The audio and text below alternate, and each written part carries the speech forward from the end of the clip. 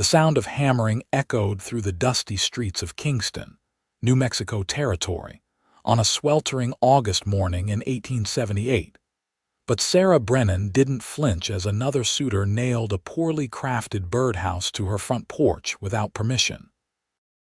She stood in her doorway, arms crossed over her faded calico dress, watching Thomas Garrett step back to admire his handiwork with a grin that showed too many teeth. "Made it myself," Thomas announced proudly, thumbs hooked in his suspenders. "Figured a widow like yourself could use some cheerful birdsong in the mornings." Sarah's green eyes remained cold as the mountain streams that fed the Rio Grande. "Mr. Garrett, I don't recall asking for modifications to my property." The smile faltered on Thomas's sun-weathered face. He was the third man this week alone who had shown up uninvited, bearing gifts she hadn't requested and wearing hope she couldn't return. Before him had been Samuel Morris with a freshly killed turkey, and before that, the banker's son Harold with wildflowers wilting in his sweaty palms. "Well, I just thought, that's where you went wrong," Sarah interrupted, her voice steady but not unkind.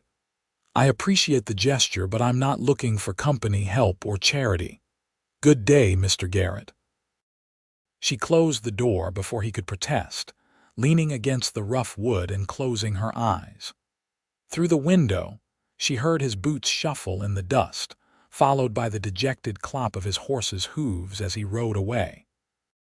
The same pattern, over and over, for the past year since her husband Daniel had been laid to rest. The small cabin felt emptier in the silence. Sarah opened her eyes and surveyed the single room that served as kitchen, bedroom, and living space all at once. Daniel's rifle still hung above the door. His favorite coffee cup sat on the shelf, unused. She had been 18 when they married 3 years ago, so young and full of dreams about their future together. He had been 21, strong and capable, with plans to expand their small plot of land into a proper ranch. Then the fever had come last summer, burning through him in 5 terrible days while Sarah had pressed cool cloths to his forehead and prayed to a God who seemed not to be listening. She had been a widow at 20, and now at 21, the whole town of Kingston seemed determined to remedy her unmarried state. She understood their reasoning, even if she resented their persistence. A woman alone in the New Mexico Territory faced hardships that could break even the strongest spirit. Winter would come, and with it the need for firewood, for repairs to the roof, for all the heavy labor that kept a household running. The townspeople saw her as a problem needing solving, a puzzle piece that didn't fit their ordered view of how life should be arranged. But Sarah had made her choice. She had loved Daniel with everything she had, and that love hadn't died with him. The thought of replacing him, of letting another man sleep in his bed or drink from his cup, felt like a betrayal she couldn't stomach. Better to struggle alone than to pretend her heart had room for someone new. The autumn months proved her stubbornness came with a price. As September gave way to October, the nights grew cold, and Sarah's carefully rationed firewood dwindled faster than she had anticipated. She tried splitting logs herself, but her arms lacked the strength to drive the axe deep enough, and she spent more time wiggling the blade free than actually splitting wood. The suitors continued their parade. Owen Matthews brought her a rocking chair he had carved. Jacob Walsh offered to fix her fence posts. Even Reverend Thompson's nephew, fresh from St. Louis, came calling with a leather-bound Bible and earnest speeches about companionship ordained by the Lord.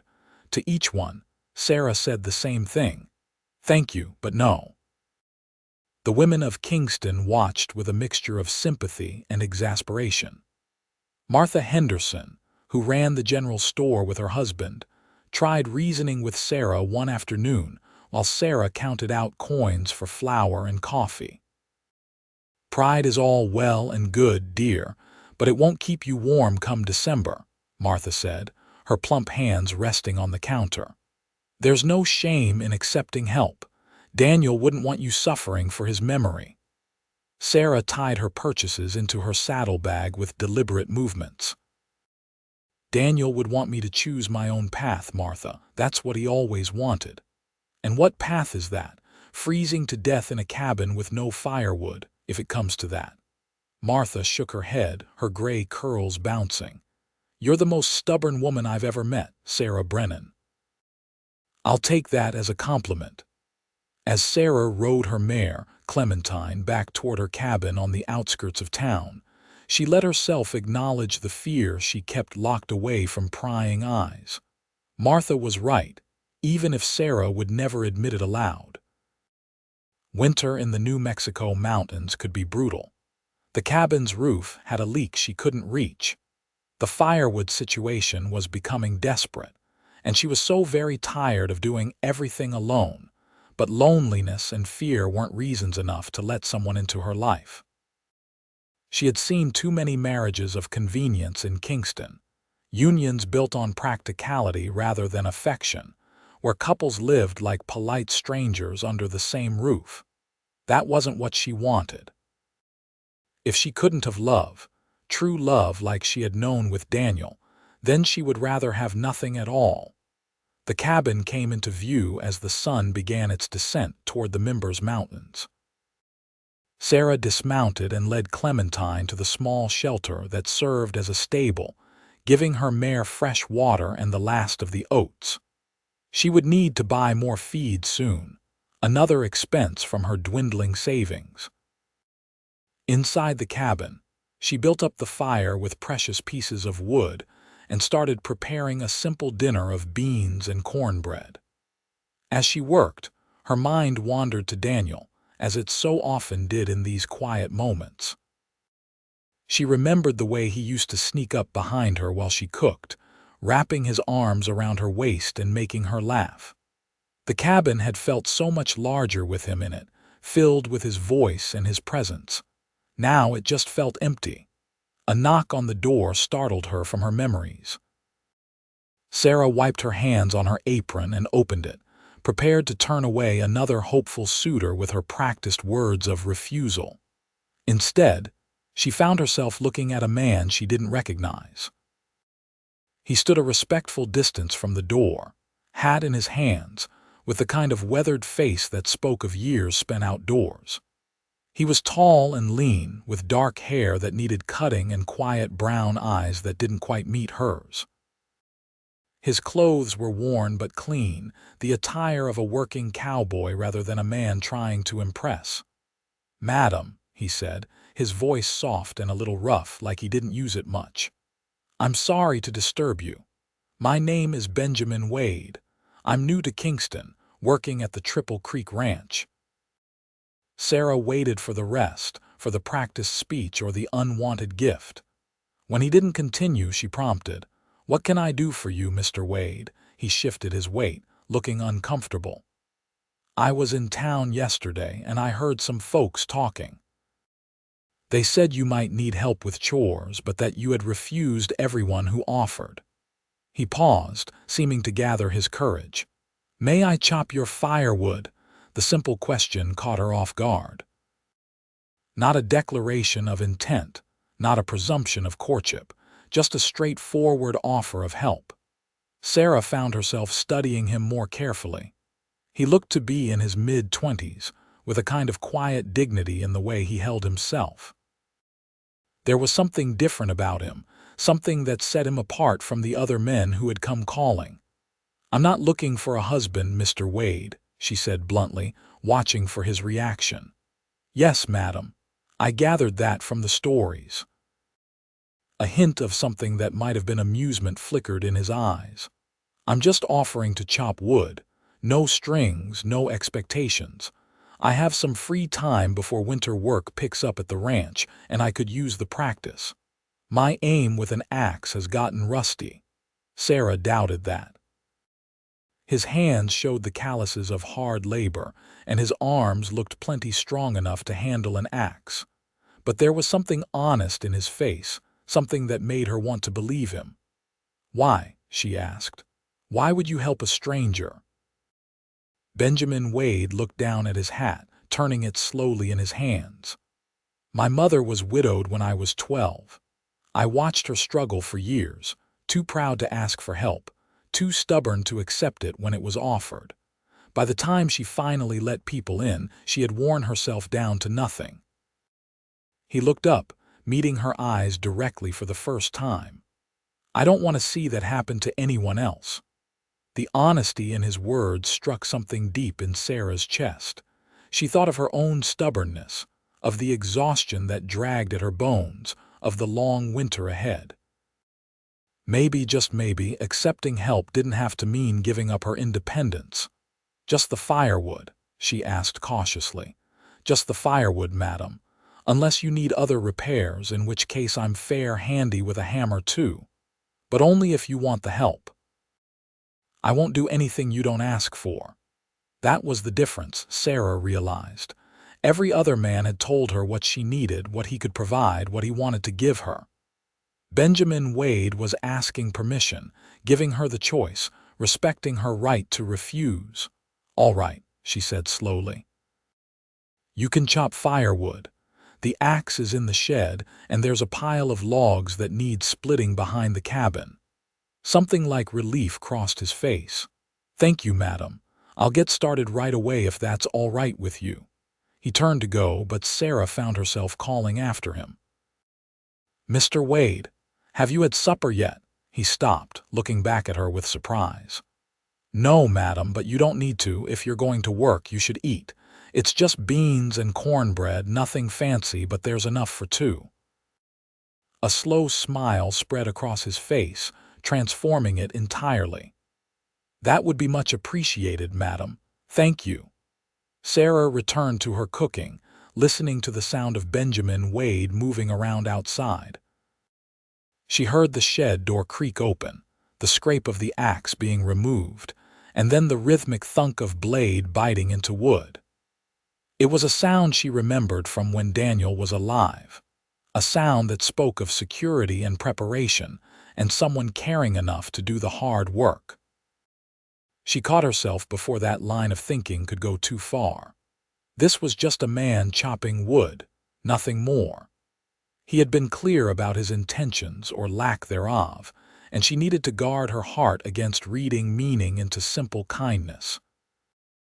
But when she called him in for supper 20 minutes later and saw the neat pile of split wood he had already accumulated, she felt something warm unfold in her chest, despite her best efforts to remain detached.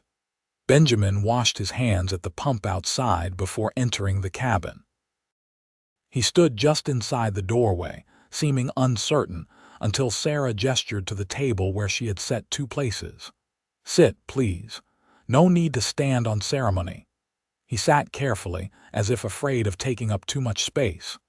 Sarah served the food and took her own seat across from him. For a moment they ate in silence. Then, because the quiet felt too heavy, Sarah asked, "How long have you been in Kingston?" "About 3 weeks," Benjamin answered. "I came from Texas looking for work. The Triple Creek Ranch needed hands for the winter, so I signed on."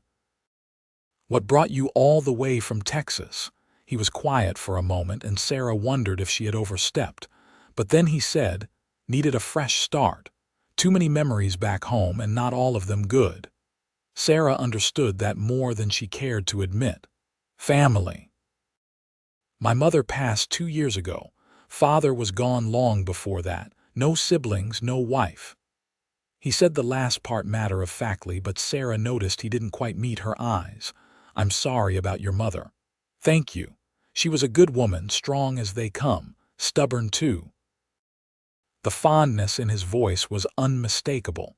"She would have liked you, I think. Because I'm stubborn." That earned her a genuine laugh, low and warm.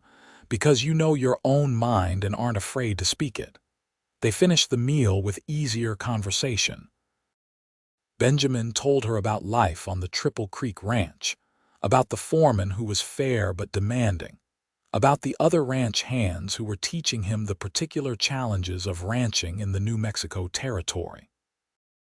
Sarah found herself sharing stories about Kingston, about the neighbors who meant well even when they were insufferable, about the challenges of maintaining a homestead alone.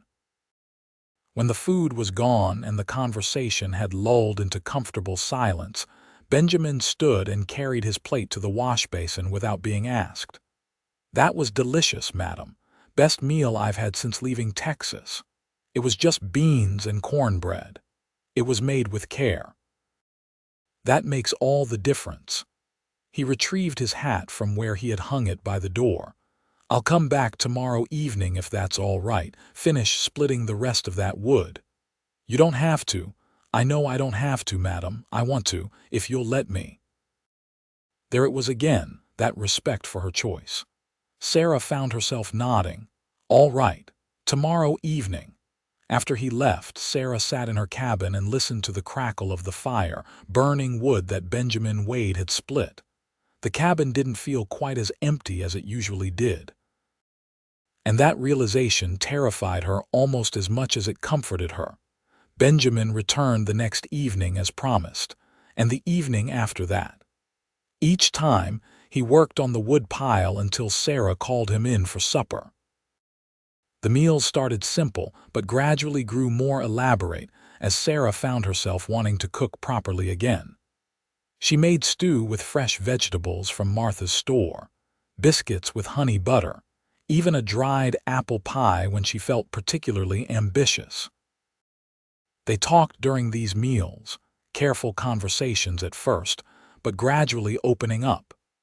Sarah learned that Benjamin had worked on ranches since he was 14, that he could read and write thanks to his mother's insistence, that he had a quiet love for horses and a deep respect for the land. Benjamin learned that Sarah had grown up in Santa Fe, that she had met Daniel at a church social, that she loved the early mornings when the world was still and peaceful. What surprised Sarah most was how easy it was to be around Benjamin. He didn't fill every silence with needless chatter, didn't pry into topics she clearly wanted to avoid, didn't make assumptions about what she needed or wanted. When she mentioned that her roof was leaking, he asked if she wanted him to take a look. When she admitted she was worried about Clementine's loose shoe, he offered to check it but waited for her permission before approaching the mare. "You're different from the other men who have come around," Sarah said one evening about 2 weeks after Benjamin had first knocked on her door. They had finished supper and were sitting at the table with cups of coffee, something that had become their routine. Benjamin looked up from his cup, eyebrows raised in question. "They all told me what I needed, what they could give me," Sarah continued. "You ask first. Why is that?"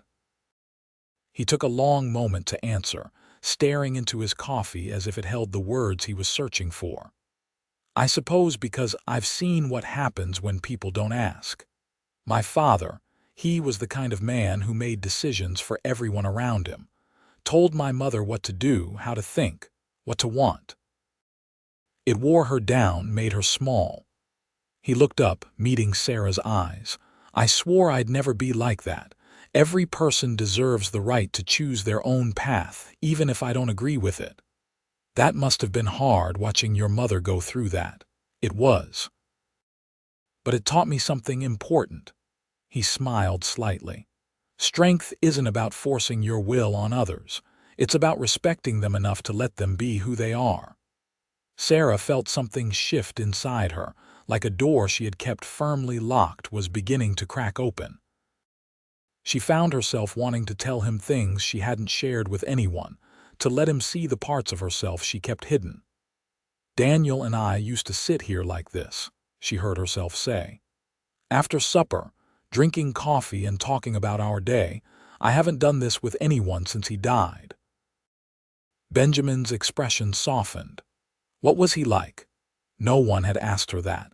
They had all tiptoed around Daniel's memory as if speaking of him would shatter her. But Benjamin's question was gentle, genuinely curious, inviting her to share. "He was kind," Sarah said, surprised by the smile that came to her lips. And optimistic, always seeing the best in people and situations.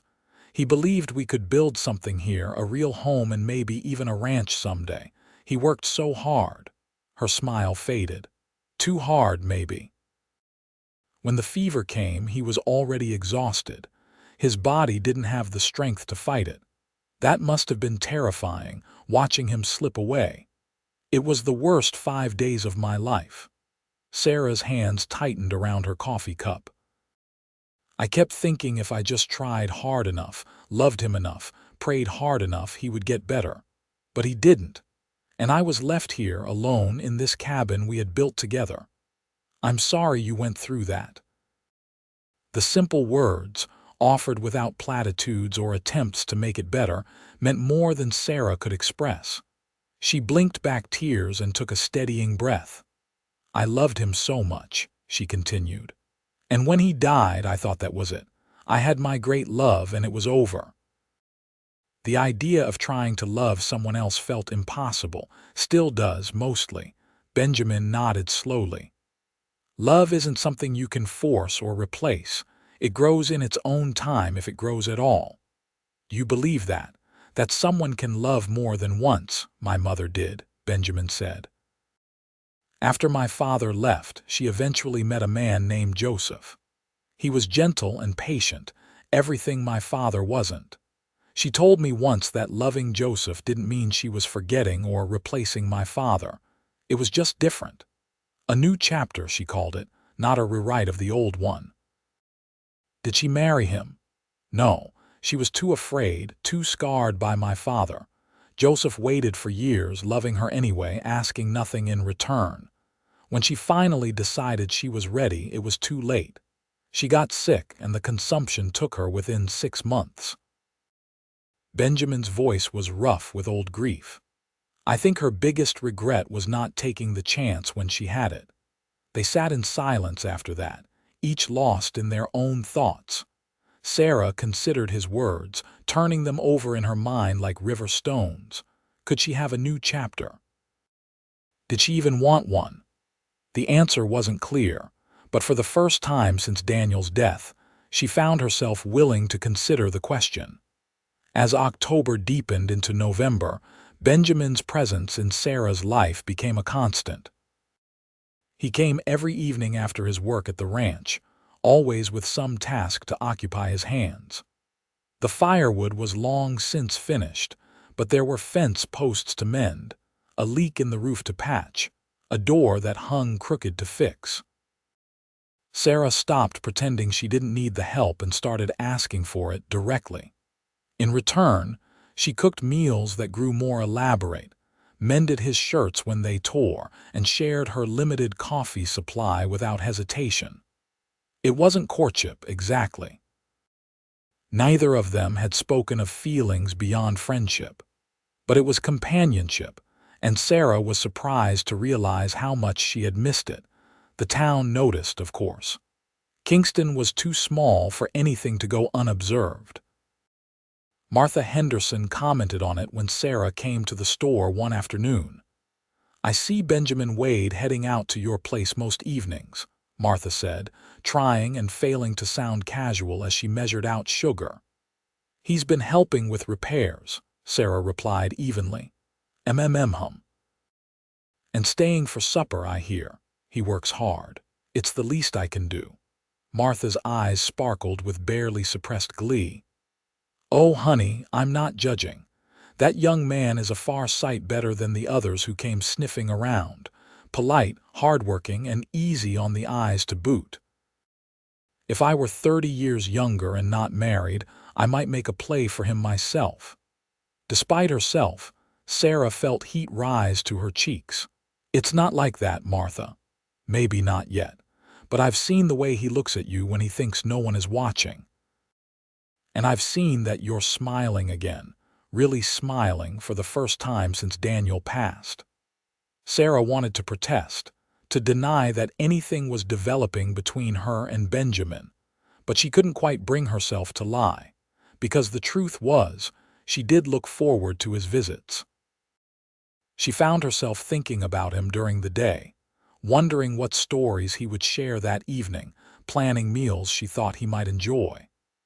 And yes, she had noticed the way his eyes lingered on her sometimes, warm and appreciative but never demanding. "I'm not ready," Sarah said quietly, more to herself than to Martha. Martha's expression softened. "Maybe not. But when you are ready, you could do a lot worse than Benjamin Wade. That's all I'm saying." That evening, Sarah found herself studying Benjamin more carefully as he repaired a broken shelf in her cabin. He worked with quiet efficiency, his movements practiced and sure. When he caught her watching, he smiled, that slow smile that transformed his face. "Something on my face?" he asked, touching his jaw in mock concern. "No, I was just thinking." "About?" Sarah hesitated, then decided honesty was the only fair approach. "Martha said something today about you and me, about how the town is talking." Benjamin's hand stilled on the shelf. "Does that bother you?" "I don't know, maybe. I don't want people getting the wrong idea." And what would the wrong idea be? The question hung between them, heavy with unspoken possibilities. Sarah took a breath, trying to articulate feelings she had barely acknowledged to herself. "That we're courting. That I'm looking to replace Daniel." Benjamin set down his tools and turned to face her fully.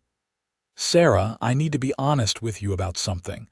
Her heart began to beat faster. "All right. When I first came to your door, it was just to help. That's the truth.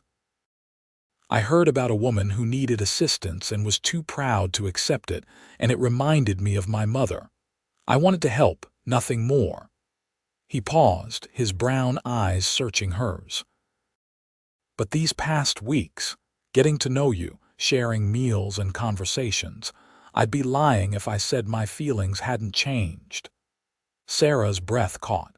She had known on some level, but hearing him say it made it real in a way that frightened her. "I'm not asking anything from you," Benjamin continued. "I'm not expecting anything. If you want me to stop coming around, I will. If you want to keep things exactly as they are, friends and nothing more, I can do that. But I won't lie to you about how I feel. You deserve the truth." "And how do you feel?" Sarah asked, her voice barely above a whisper. Benjamin ran a hand through his hair, looking more uncertain than she had ever seen him. "I think you're the strongest, most stubborn, most fascinating woman I've ever met. I think about you when I'm working at the ranch. I look forward to these evenings more than anything else in my day, and I'd like to explore what this could be if you're willing. But only if you're willing. I won't push, won't pressure. The choice is yours." Sarah felt tears prick her eyes. Part of her wanted to run, to shut down these feelings before they could take root. But another part, a part that was growing stronger every day, wanted to lean into the possibility he was offering. She thought about his mother's regret, about missed chances and closed doors. She thought about the long winter ahead, and all the winters after that, and the question of whether she wanted to face them alone. "I don't know if I can love again," she said honestly. "Daniel was everything to me, and losing him nearly broke me.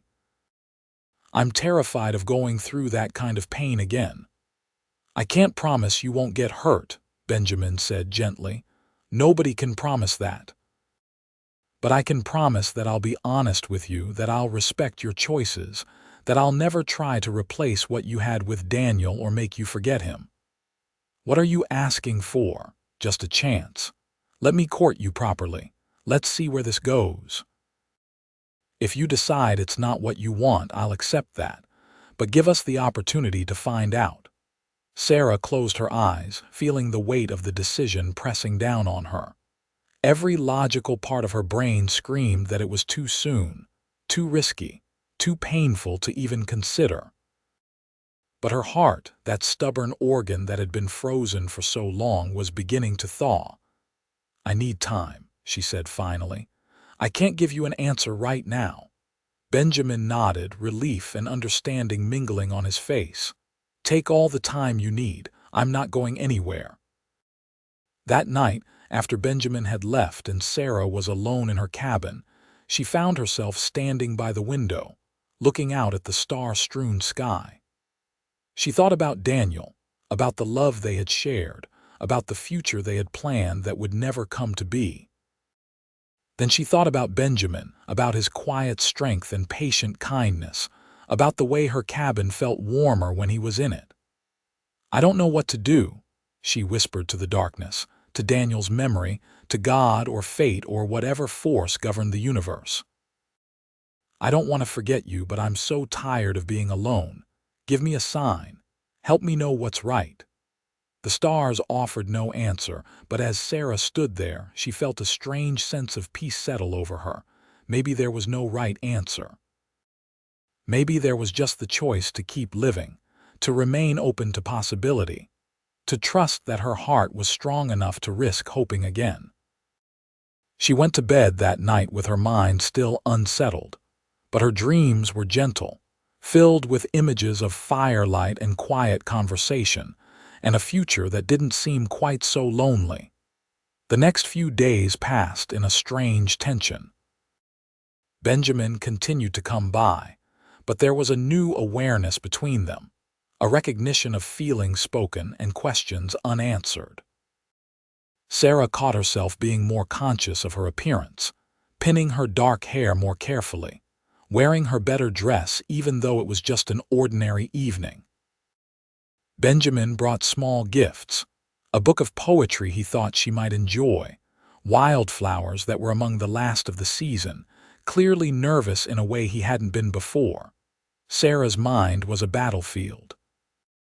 One moment, she convinced herself that accepting Benjamin's courtship was the right choice, the natural progression of the friendship they had built. The next moment, guilt would crash over her, the feeling that she was betraying Daniel's memory, that loving someone else meant their love had been insufficient. It was Martha who finally helped her see clearly. Sarah had gone to the store ostensibly for supplies, but really seeking advice from the older woman who had become a friend. "You look troubled, dear," Martha observed as she wrapped Sarah's purchases. "Want to talk about it?" Sarah glanced around the empty store, grateful for the privacy. "Benjamin asked to court me properly. I told him I needed time, but I still don't know what to say." "What's holding you back?" "Guilt, mostly. Fear. The feeling that I'm being disloyal to Daniel." Martha set down the package and came around the counter, taking Sarah's hands in her own weathered ones. "Let me tell you something about my Henry. He wasn't my first love. I was engaged to another man before him, a boy named Robert who died in the war. I loved Robert with everything I had, thought I'd die right alongside him when I got the news." Sarah listened, surprised. Martha had never mentioned this before. "It took me 2 years before I could even look at another man," Martha continued. "Then Henry Henderson came to town, shy and awkward, with the kindest eyes I'd ever seen. He courted me for months before I agreed to even walk out with him. And you know what? I felt guilty too. Like I was betraying Robert, like loving Henry meant what I had with Robert didn't matter." "What changed?" My mother said something that stuck with me. She said, "The heart isn't a pie that gets smaller with each slice you give away. It's more like a muscle that grows stronger with use. Loving Henry doesn't diminish what you felt for Robert. It just means you have more love to give." Martha squeezed Sarah's hands. "Daniel was your first love and nothing can take that away. But he's gone, honey. You're still here, still living, still deserving of happiness and companionship. Loving Benjamin wouldn't dishonor Daniel's memory. I think it would honor it because Daniel loved you and wanted you to be happy." Tears streamed down Sarah's face. "What if I can't love Benjamin the way I love Daniel?" "You probably won't," Martha said simply. "It will be different because he's a different person, because you're a different person than you were at 18. That doesn't make it less valuable, maybe just different." Sarah wiped her eyes, feeling something loosen in her chest. "I'm scared, Martha." "Of course you are. Love is terrifying. but I've watched you and Benjamin together, seen the way you light up around him, the way he treats you like you hung the moon. That's not something to run from, honey. That's something to cherish." Sarah left the store with more than supplies. She carried Martha's words with her, turning them over in her mind as she rode Clementine back to the cabin. By the time she arrived, she had made her decision. That evening, when Benjamin arrived, Sarah met him at the door with trembling hands and a racing heart. "I have an answer for you," she said before he could even greet her properly. Benjamin went very still, his expression cautious but hopeful. "All right." "I'm terrified," Sarah admitted. "I'm scared of getting hurt, scared of betraying Daniel's memory, scared of all the ways this could go wrong. But I'm also tired of being alone and letting fear control my choices." She took a deep breath. "Yes, Benjamin, you can court me. I want to see where this goes." The smile that broke across Benjamin's face was like sunrise, bright and warm and full of promise. "You mean it." "I mean it. But we take this slow, all right. I need time to adjust, to figure out what this means." "As slow as you need," Benjamin promised. He reached out tentatively, and when Sarah didn't pull away, he took her hand in his. The touch was gentle, his calloused palm warm against hers. "Thank you for giving me this chance." They stood there for a moment, hands clasped, both a little uncertain about what came next. Then Benjamin laughed, a sound of pure joy, and Sarah found herself laughing too, the tension breaking into something lighter. "I should probably tell you," Benjamin said, still grinning. "I have no idea what I'm doing. I've never properly courted anyone before. Neither have I. Daniel and I just sort of fell together, all young and impulsive. We didn't exactly follow proper courting rituals." "Then we'll figure it out together. Make our own rules." "I'd like that." They went inside, and the evening proceeded much as their evenings usually did. Benjamin worked on reinforcing the cabin's window frames while Sarah prepared supper. But there was a new ease between them, a sense of possibility that hadn't been there before. When they sat down to eat, Benjamin reached across the table and took her hand again, just for a moment, as if confirming that the earlier conversation had been real. Over the following weeks, their courtship unfolded in quiet, gentle ways. Benjamin brought her small gifts, always thoughtful and never ostentatious. A new set of sewing needles when he noticed hers were worn. A warm shawl when the November winds turned bitter. A jar of honey from a ranch hand who kept bees. Sarah reciprocated with carefully mended clothes, special meals, and once, daringly, a scarf she had knitted in the evenings while he worked. They took walks together when the weather permitted, strolling through the scrub brush and rocky terrain around her cabin while discussing everything and nothing. Benjamin told her about his dreams of someday owning his own ranch, a modest spread where he could raise horses. Sarah shared her memories of growing up in Santa Fe, of the bustling streets and the mix of cultures that had shaped her childhood. They also talked about harder things. Sarah opened up about the loneliness of the past year, about nights when the silence of the cabin felt like it would suffocate her.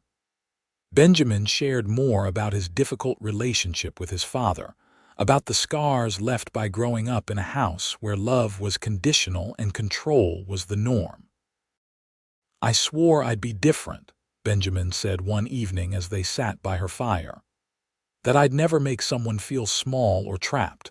Maybe that's why I'm so careful about asking instead of assuming, about respecting boundaries.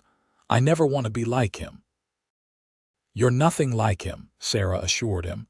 "Not even close. You're gentle and kind and patient. Sometimes I worry the patience will run out, that I'll slip up and turn into him."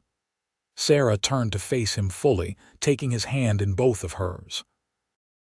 "Benjamin Wade, you are one of the best men I've ever known. We all have moments where we fall short of who we want to be, but your heart is good. I see it every day in the way you treat me, the way you treat others.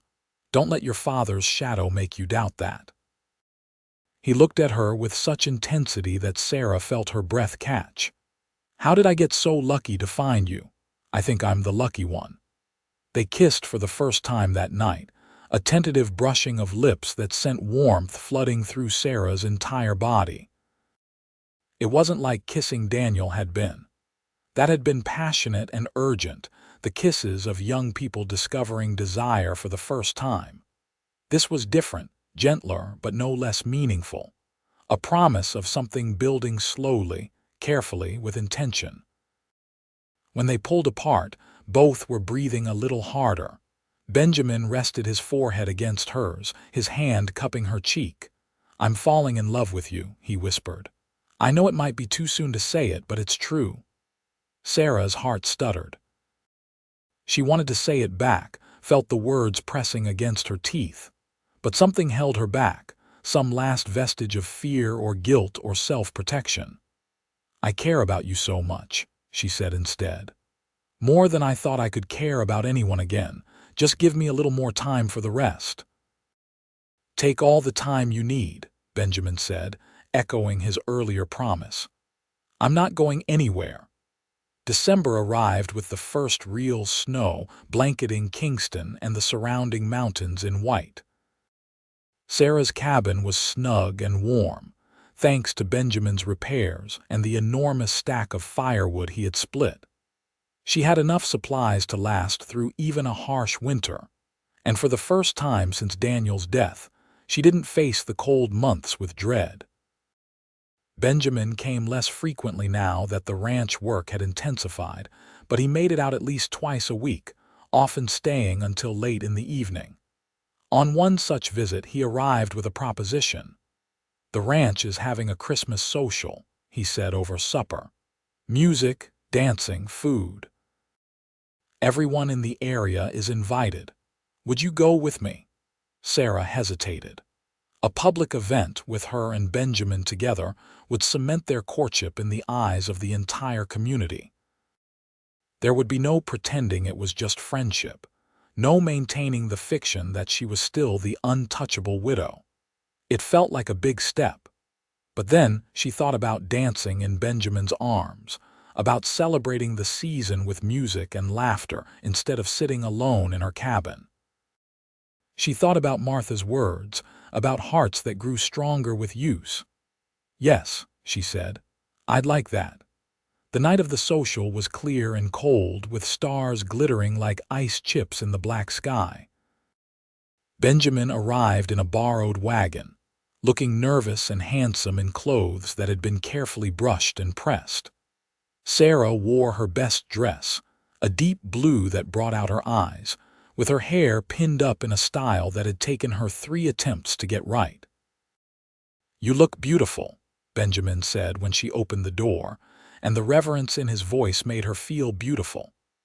The Triple Creek Ranch house was blazing with light and warmth when they arrived. Music spilled out into the night, fiddles and a guitar playing a lively tune. Inside, the large main room had been cleared for dancing, with tables laden with food along one wall. Sarah recognized most of the people there, ranchers and townspeople from Kingston and the surrounding area. She also noticed the stares and whispers that followed as she and Benjamin entered together. Some faces showed approval, like Martha and her husband Henry. Others looked shocked, and a few of the previously rejected suitors appeared distinctly put out. Sarah raised her chin and ignored them all, taking the arm Benjamin offered. They danced, Benjamin proving to be surprisingly light on his feet despite claiming he was rusty. He held her respectfully but firmly, guiding her through reels and waltzes with quiet confidence. Between dances, they sampled the food and talked with other guests. Several people approached to congratulate them on their courtship, and Sarah found herself accepting their good wishes with genuine pleasure. At one point, Thomas Garrett, the man who had nailed the birdhouse to her porch, approached them. Sarah tensed, expecting resentment, but Thomas just offered a rueful smile. "Glad to see you found someone, madam," he said. "Wade here is a good man. Treat her right, you hear?" "I intend to," Benjamin replied evenly. After Thomas walked away, Sarah let out a breath she hadn't realized she was holding. "That went better than expected." "Most folks just want you to be happy," Benjamin said, "even the ones who wished they were the reason for it." As the evening wore on and the music slowed to softer, more romantic songs, Benjamin pulled Sarah close for a waltz. They moved together easily now, familiar with each other's rhythms. Sarah let herself relax into his embrace, resting her head against his shoulder. "Thank you for coming with me tonight," Benjamin murmured. "Thank you for asking. I'd forgotten how nice it is to be part of things, to celebrate with people." "You don't have to be alone anymore, Sarah, not unless you want to be." She looked up at him, seeing the sincerity in his eyes, and felt the last of her resistance crumble. This man, this patient, gentle man who had asked to chop her firewood and somehow ended up chopping through the walls around her heart. "I love you," she said, the words spilling out before she could second-guess them. "I didn't think I could, but I do. I love you, Benjamin Wade." His face transformed with joy. Right there on the dance floor in front of everyone, he kissed her. It was sweet and passionate and perfect. A kiss that sealed a promise neither of them had spoken yet, but both understood. When they finally pulled apart, the room had erupted in applause and cheering. Sarah felt her cheeks burn, but she was laughing, giddy with the freedom of finally admitting her feelings. The ride home that night was quiet but charged with new energy. When they reached Sarah's cabin, Benjamin walked her to the door but made no move to invite himself inside. "I should get back to the ranch," he said reluctantly. "Or you could stay," Sarah found herself saying. "Not for anything improper, just to talk more. I'm not ready for the evening to end." Benjamin smiled. "I'd like that." They stayed up until nearly dawn, talking by the fire about their hopes and fears and dreams for the future. Benjamin confessed that he had been saving his wages, hoping to buy a piece of land come spring. Sarah admitted that she had been thinking about what to do with her cabin and the small plot Daniel had claimed, whether to sell it or try to work it herself. "What if we worked it together?" Benjamin suggested tentatively. "Combined my savings with your land, built something together." Sarah's heart raced at the implication. "Are you asking what I think you're asking?" "Not yet, not officially, but I'm thinking about it if you are." "I am," Sarah admitted. "Scared out of my mind, but thinking about it." They talked through the logistics, the practicalities of combining their resources and their lives. It was too early for formal promises, but the foundation was being laid, plans sketched out in tentative strokes. When Benjamin finally left as the sun was rising, Sarah stood in her doorway and watched him ride away, a smile on her face and hope blooming in her chest. The cabin didn't feel empty anymore. It felt like a beginning. Christmas came and went, celebrated with a gift exchange that had become precious to Sarah. She gave Benjamin a new hat she had carefully selected from the catalog at Martha's store. He gave her a set of beautiful hair combs carved from bone, delicate and lovely.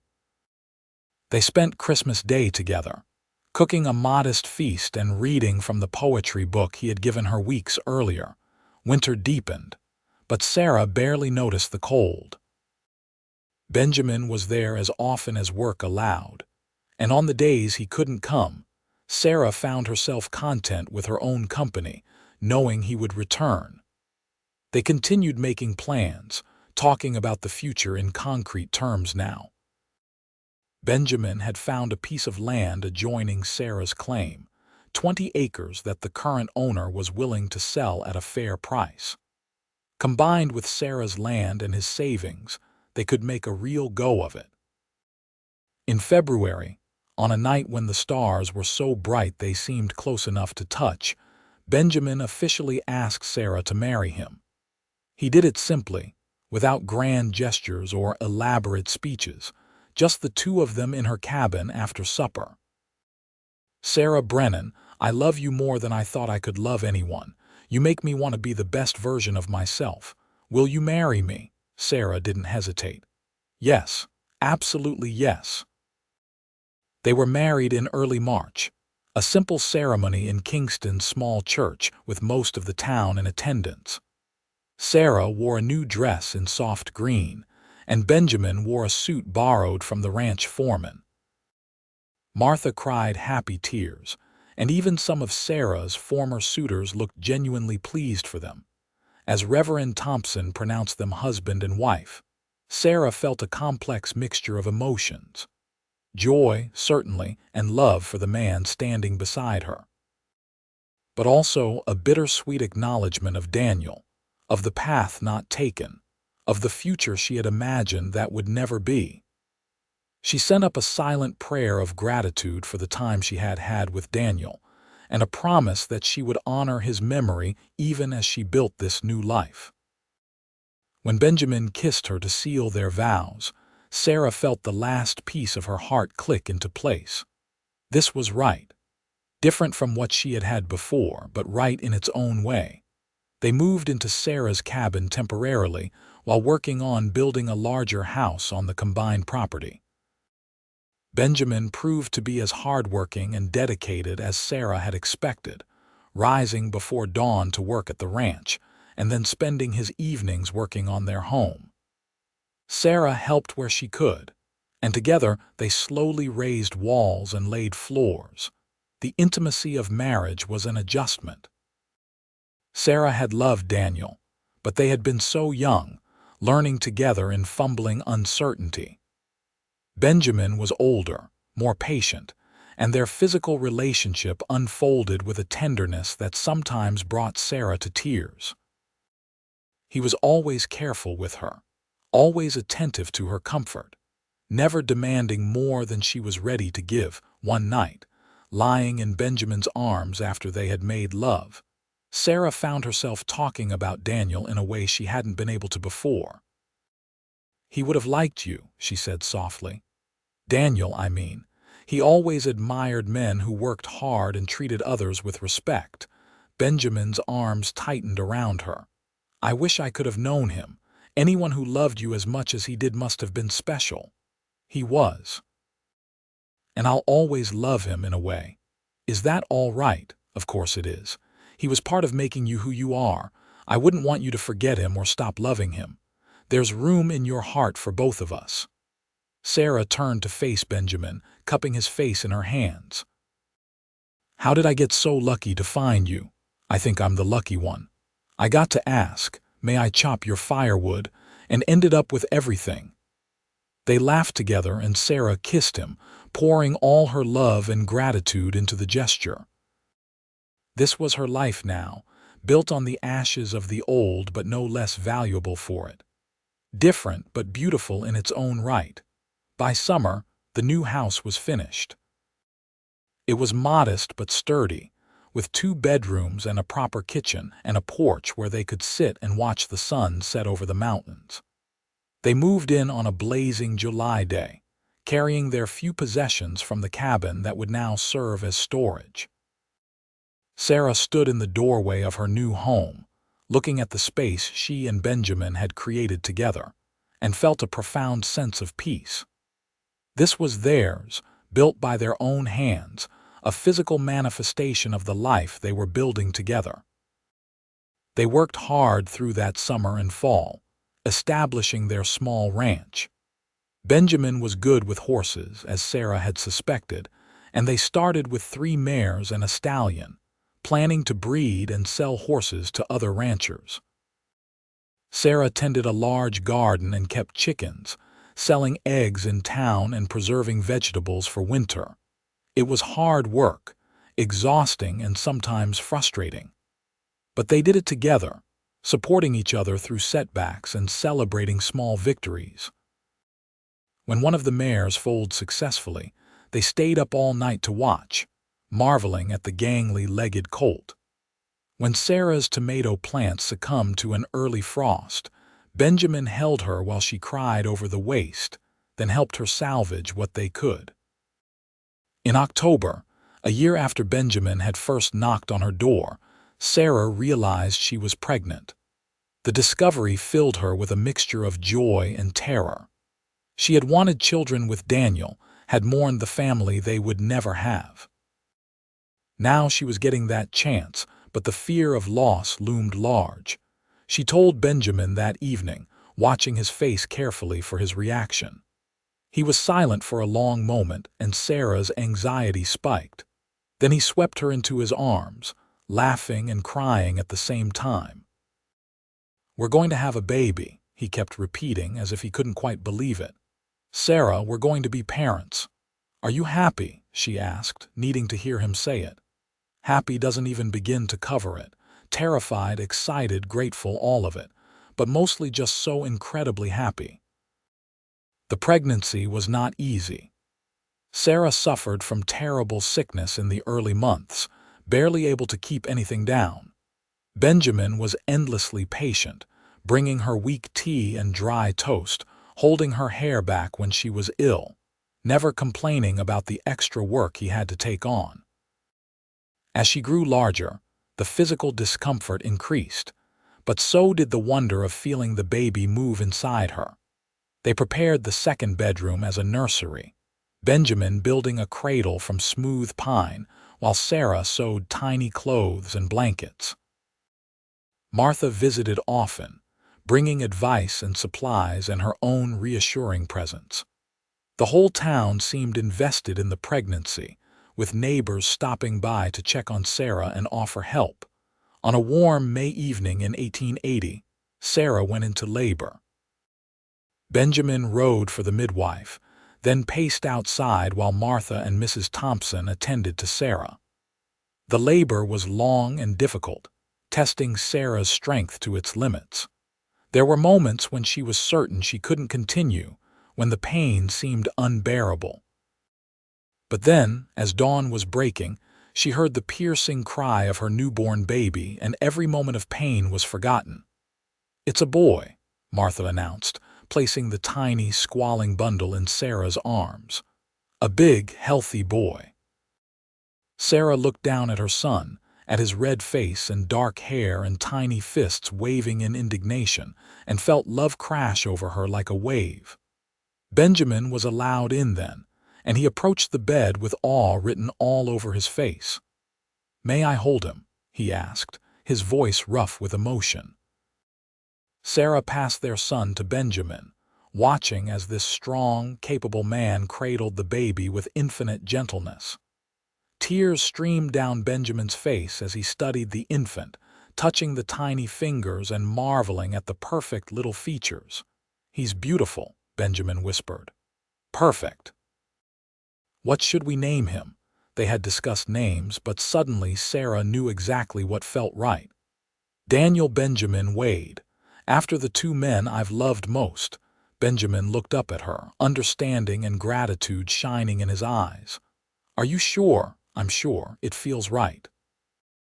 Little Daniel was a fussy baby who demanded constant attention, but Sarah and Benjamin rose to the challenge together. They took turns walking him when he cried at night, worked out a rhythm of feeding and changing and soothing. Benjamin proved to be a natural father, patient and loving, singing old songs to the baby in his rough voice until Daniel settled. The ranch work continued around the demands of parenthood. It was exhausting, juggling everything, but they managed. Benjamin hired a young ranch hand to help with the horses, giving him more time to spend with Sarah and the baby. Sarah learned to work with Daniel strapped to her back or napping in a basket nearby. As Daniel grew from infant to toddler, the ranch grew too. They added more horses, built a proper stable, and started making a name for themselves as reliable breeders. Money was still tight, but they were making it work, building something sustainable. On Daniel's second birthday, Sarah found herself standing on the porch of their home, watching Benjamin play with their son in the yard. Daniel was laughing, that pure, joyful sound that only children can make, as Benjamin pretended to be a horse and gave him rides. The sun was setting, painting the sky in shades of orange and pink, and the mountains stood dark against the colorful backdrop. Sarah thought about the journey that had brought her here. The grief of losing her first husband, the stubbornness that had nearly isolated her completely, the quiet cowboy who had asked to chop her firewood and ended up teaching her that hearts could heal and love again.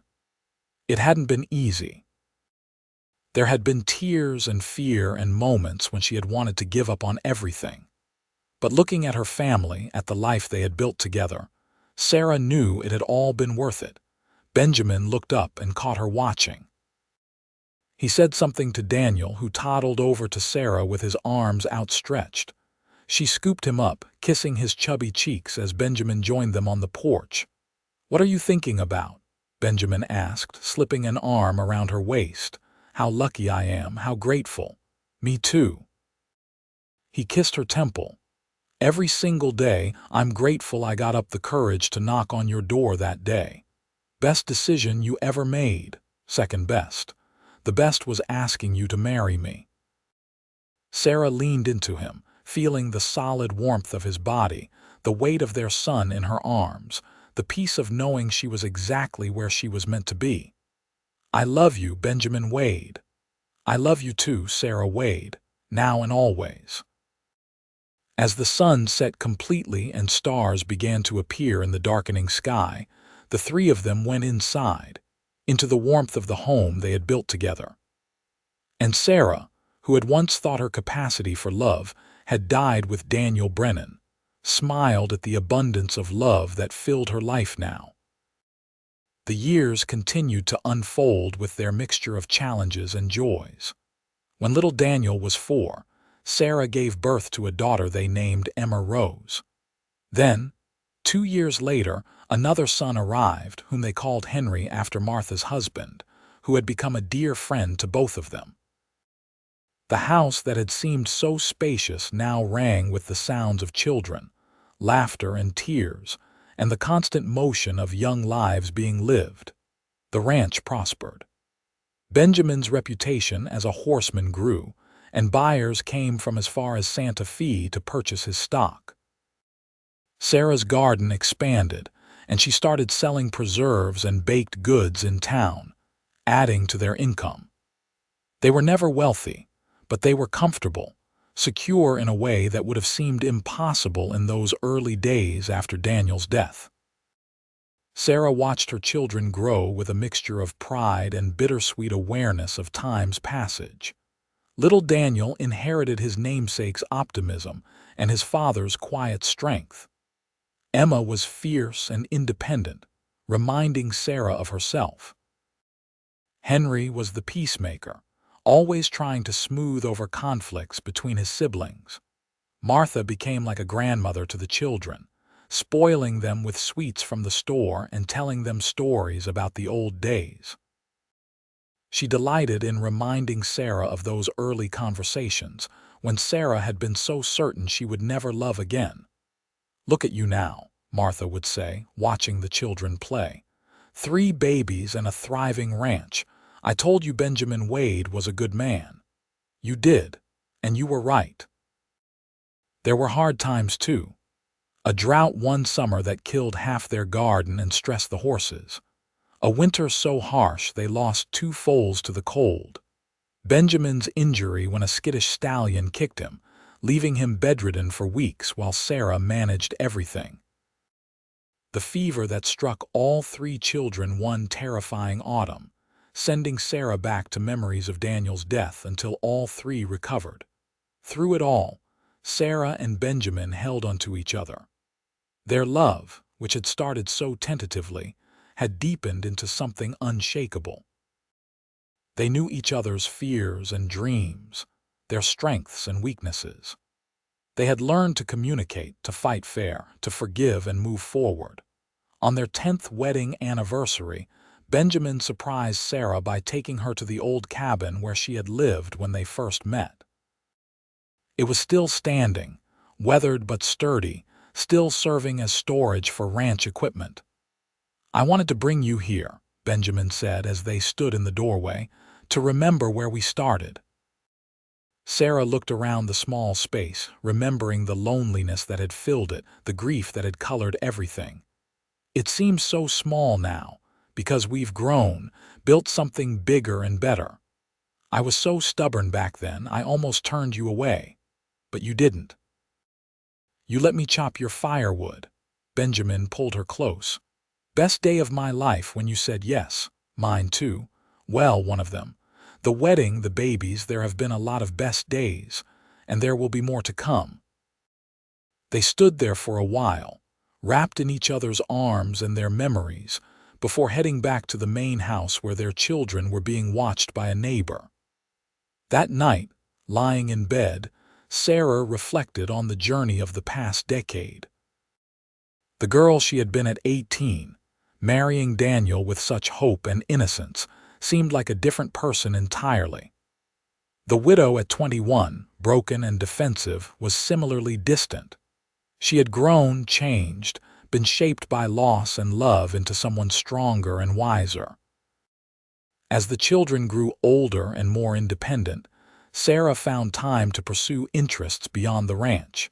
She started teaching children to read, holding classes in the church on Sunday afternoons. Benjamin took on a partner at the ranch, allowing him to spend more time with the family. They took trips to Santa Fe, showing the children where Sarah had grown up, introducing them to the wider world beyond Kingston. Little Daniel, true to both his namesakes, grew into a kind and hard-working young man. At 18, he announced his intention to study veterinary medicine, wanting to work with animals in a different way than his father. Benjamin and Sarah supported his dream, proud of his ambition even as they worried about him leaving home. Emma, at 14, was already catching the eye of young men in town, though she showed little interest in romance. She was more concerned with learning to run the ranch, following Benjamin around and absorbing everything he could teach her about horses and business. Sarah saw herself in Emma's independence and made sure her daughter knew she didn't have to follow any prescribed path. Henry, at 12, was the dreamer of the family, always with his nose in a book or sketching the landscape around the ranch. Sarah encouraged his artistic side, buying him good paper and pencils when she could afford it, hanging his drawings on the walls of their home. On a spring evening in 1893, Sarah sat on the porch with Benjamin, watching the sun set as they had done countless times over the years. The children were inside, the sounds of their conversation and laughter drifting out through the open windows. The ranch spread out before them, prosperous and well-maintained, a testament to years of hard work. "You ever think about how different things might have been?" Sarah asked, her hand in Benjamin's. "Different how? If you hadn't come to my door that day, if I had turned you away like I did everyone else." Benjamin considered this. "Sometimes, but I try not to dwell on it. We're here now and that's what matters. I would have been so lonely. So stuck in my grief and stubbornness. And I would have been just another ranch hand, drifting from place to place with nothing to anchor me." He squeezed her hand. "We saved each other, I think." Sarah thought about that, about the truth in his words.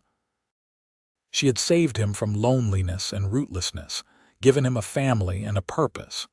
And he had saved her from drowning in grief, had shown her that life could still hold joy and meaning even after devastating loss. "I'm glad you asked to chop my firewood," she said softly. Benjamin laughed, that warm sound she had come to love so much. "Me too. Best opening line I ever came up with." They sat in comfortable silence as the stars began to emerge, the same stars that had watched over Sarah in her darkest days and her brightest moments. The night was peaceful, filled with the sounds of the ranch settling down for sleep and the distant call of coyotes in the hills. The years continued their steady march. Little Daniel completed his studies and returned to Kingston to practice veterinary medicine, becoming an invaluable resource to the ranching community. Emma, to no one's surprise, took over much of the day-to-day running of the ranch, partnering with Benjamin and eventually bringing her own innovations to the business. Henry left for art school in the East, though he returned every summer with new skills and fresh perspectives captured in his paintings. Sarah and Benjamin grew older together, their hair turning gray, their bodies bearing the marks of hard work and time. But their love remained constant, a steady flame that had weathered every storm. They became fixtures in Kingston, the couple everyone pointed to as an example of a good marriage, of partners who truly worked together. Martha passed away peacefully in her sleep when Sarah was 45, and Sarah mourned the loss of the woman who had been friend, advisor, and surrogate mother. At the funeral, Sarah spoke about Martha's kindness, her wisdom, her ability to see what people needed even when they couldn't see it themselves. "She told me once that the heart is like a muscle that grows stronger with use," Sarah said, her voice thick with emotion. "That loving more people doesn't diminish what we feel, it just makes us capable of feeling more." She was right about that, as she was right about so many things. I wouldn't have the life I have, the family I have, if Martha Henderson hadn't pushed me to open my heart again. After Martha's death, Sarah and Benjamin took over the general store, keeping it running in honor of their friend. Emma managed the ranch while they focused on the store, creating a family enterprise that employed all of them in different ways. It was good work, satisfying, and it kept them active and engaged even as age began to slow them down. On their 25th wedding anniversary, their children organized a celebration that brought together everyone they had touched over the years. The church was packed with ranchers and townspeople, former students and business associates, all gathered to honor the couple who had become pillars of the community. During the celebration, little Daniel, now a successful veterinarian with a family of his own, stood to give a toast. "My parents taught me that love isn't just a feeling, it's a choice you make every day. They chose each other, chose to build a life together, chose to face every challenge as a team. That's the example they set for all of us, and it's one I try to live up to in my own marriage." Emma spoke next, her voice strong and clear. "My mother was a widow who refused every suitor in town. She had every reason to stay closed off to protect herself from more pain. But then my father came along and asked the simplest question, 'May I chop your firewood?' And somehow, that simple act of service opened the door to everything else. They taught me that strength isn't about doing everything alone. It's about knowing when to accept help and when to offer it." Henry, eloquent as always, read a poem he had written about his parents' love, about two people finding each other in the midst of loss and building something beautiful from the ruins of what came before. Sarah cried through all of it, happy tears that Benjamin gently wiped away.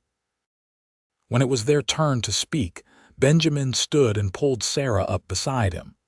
"I'm not much for speeches," he began, his voice still strong despite his years. "But I want to say this. 25 years ago, I knocked on the door of a woman I didn't know and asked if I could chop her firewood. It was the scariest thing I had ever done and the best decision I ever made. Sarah, you have made every day of these 25 years an adventure. You've given me a home, a family, a purpose. You've taught me what it means to truly love someone, not just in the easy times but in the hard ones too. I love you more today than I did the day we married, and I'll love you even more tomorrow." Sarah couldn't speak past the lump in her throat, so she just kissed him, right there in front of everyone, while the crowd cheered and applauded. As they grew older still, Benjamin and Sarah scaled back their work, letting their children take over more of the responsibilities. They spent their days in quieter pursuits, tending a small garden, taking slow walks around the property, sitting on the porch and watching their grandchildren play. They had 6 grandchildren now, with more on the way, and the sound of their laughter filled the ranch with life and joy. Sarah often thought about Daniel Brennan during these quiet years. The grief had long since softened from a sharp knife to a gentle ache, a bittersweet memory of first love and lost possibilities. She had kept her promise to never forget him, to honor what they had shared. His photograph sat on the mantel alongside pictures of Benjamin and their children, a reminder that love wasn't a competition or a replacement, but an expansion of the heart's capacity. One evening, sitting on the porch with Benjamin as the sun set over the mountains, Sarah reflected on this. "I loved Daniel," she said quietly, "and I love you. They're different loves, but both are real. Both are part of who I am." Benjamin, who had long since made peace with Sarah's first marriage, nodded. "Daniel was your first chapter. I'm grateful for what he taught you, for the ways he shaped you. Because all of that made you the woman I fell in love with. And you're my second chapter. My longest chapter, my best chapter. Not done yet," Benjamin reminded her with a smile. "Still more story to write." He was right. They had more years together. Years of continuing to watch their children and grandchildren grow. Years of deepening their understanding of each other. Years of simple contentment in each other's company. They traveled a bit, taking a trip to San Francisco that left them both wide-eyed at the bustle of the big city. They attended weddings and births, celebrated holidays and quiet everyday moments with equal appreciation. When Sarah was 60, she and Benjamin sat down to write their will, making sure their children would be cared for and the ranch would continue in the family. It was a sobering task, forcing them to confront their mortality, but also a satisfying one. They had built something lasting, something that would continue beyond their lives. Not bad for a widow who refused every suitor and a cowboy who chopped firewood, Benjamin joked as they signed the documents. Sarah laughed, the sound still bright despite her years. Not bad at all. They had a few more good years, healthy and active, fully engaged with their family and community. But time catches everyone eventually. Benjamin began to slow down, his movements becoming stiffer, his breath coming shorter. The doctor diagnosed a weak heart, said to take it easy, to rest more. Sarah nursed him through his decline with the same devotion he had shown her throughout their marriage. She sat by his bedside, held his hand, read to him from the poetry books he had given her over the years. Their children visited often, and Benjamin delighted in seeing them, in hearing about their lives and the lives of his grandchildren. On a quiet autumn evening in 1908, with Sarah holding his hand and their children gathered around, Benjamin Wade passed away peacefully. His last words were, "Thank you for saying yes." Sarah mourned, but it was a different grief than she had experienced with Daniel. This was the grief of a life fully lived and shared, of love that had been given and received in abundance. She missed Benjamin terribly, felt his absence like a missing limb, but she didn't regret a single moment they had had together. She stayed on the ranch, surrounded by her children and grandchildren, active and engaged for several more years. Emma ran the ranch with her husband, and Sarah was content to advise when asked and otherwise enjoy her family. She taught her grandchildren to read, told them stories about their grandfather and about the history of the ranch in Kingston. Sarah lived to be 72, a good long life for the time and place. In her final days, surrounded by the family she and Benjamin had created, she felt nothing but gratitude. She had loved and been loved. She had known loss and found joy again. She had built a legacy that would endure in the lives of her children and their children. On her last evening, as the sun set over the familiar mountains, Sarah's mind drifted to memories. She thought of Daniel Brennan, her first love, taken too soon but never forgotten. She thought of Benjamin Wade, who had knocked on her door and asked to chop her firewood, who had taught her that hearts could love more than once. She thought of her children and grandchildren, the family they had built together. "I had a good life," she whispered to Emma, who sat by her bedside. "A very good life." "You did, Mama," Emma said through her tears. "You gave us all a good life." As Sarah closed her eyes for the last time, she imagined both Daniel and Benjamin waiting for her, each representing different chapters of her story, both essential to who she had become. And she smiled, knowing that her story, which had begun in grief and stubbornness, had ended in love and abundance. The ranch continued for generations, passed down through Emma's line, a testament to what Sarah and Benjamin had built together. The story of the widow who had refused every suitor until a quiet cowboy asked to chop her firewood became family legend, told and retold to each new generation as an example of the power of patient love and second chances. And in Kingston, New Mexico, in the quiet corners of the general store that still bore the Henderson name, in the church where Sarah and Benjamin had married, in the ranch that sprawled across the land they had claimed together, their love story lived on, a reminder that even the most wounded heart could heal and love again, if given the chance and the right person to help it grow.